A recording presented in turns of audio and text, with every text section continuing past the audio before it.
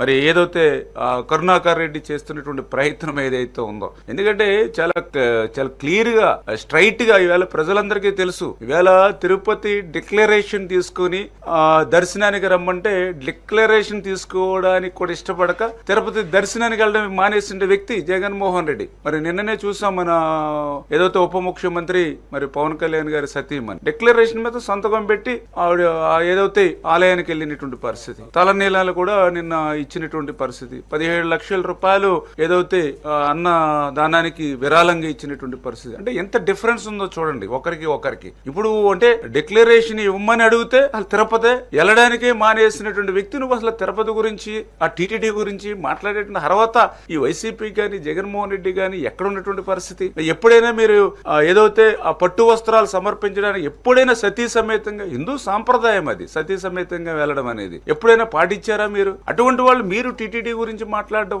అటువంటి వాళ్ళు తిరుపతి గురించి మాట్లాడడం, అటువంటి వారు హిందువుల గురించి మాట్లాడడం. మీ కరుణాకర్ రెడ్డి మాట్లాడుతూ ఉంటాడు. ఎవరు ఈ కరుణాకర్ రెడ్డి? పూర్తిగా నాస్తికుడు, దేవుడిని నమ్మను అన్నటువంటి వ్యక్తి కరుణాకర్ రెడ్డి. ఆయన చరిత్ర ఎవరికి తెలియదు. మరి ఆయన మ్యారేజ్, వాళ్ళ పిల్లల మ్యారేజ్ ఏ సాంప్రదాయం ప్రకారం చేశాడు?